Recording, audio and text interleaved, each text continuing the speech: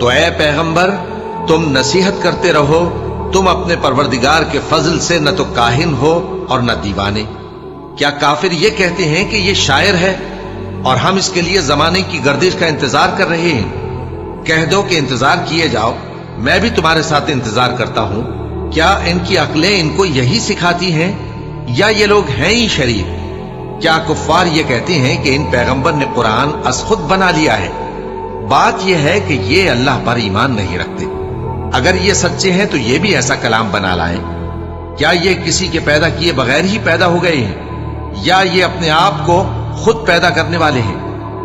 یا انہوں نے آسمانوں اور زمین کو پیدا کیا ہے؟ نہیں، بلکہ یہ یقین ہی نہیں رکھتے۔ کیا ان کے پاس تمہارے پروردگار کے خزانے ہیں یا یہ کہیں کے داروغہ ہیں؟ یا ان کے پاس کوئی سیڑھی ہے جس پر چڑھ کر آسمان سے باتیں سناتے ہیں؟ تو جو سن کر آتا ہے وہ کھلی سند لے کر آئے۔ کیا اللہ کی تو ہوں بیٹیاں اور تمہارے لیے بیٹے؟ اے پیغمبر کیا تم ان سے کوئی معاوضہ مانگتے ہو کہ ان پر تاوان کا بوجھ پڑ رہا ہے؟ یا ان کے پاس غیب کا علم ہے کہ یہ اسے لکھ لیتے ہیں؟ کیا یہ کوئی داؤں کرنا چاہتے ہیں؟ تو کافر تو خود داؤں میں آنے والے ہیں۔ کیا اللہ کے سوا ان کا کوئی اور معبود ہے؟ اللہ تو ان کے شریک بنانے سے پاک ہے۔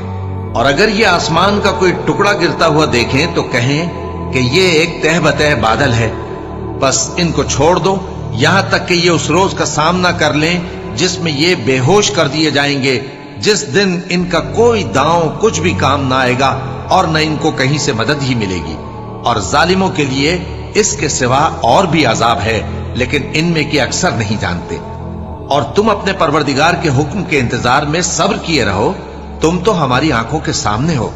اور جب اٹھا کرو تو اپنے پروردگار کی تعریف کے ساتھ تسبیح کیا کرو، اور رات کے بعض اوقات میں بھی اور ستاروں کے غروب ہونے کے بعد بھی اس کی تسبیح کیا کرو۔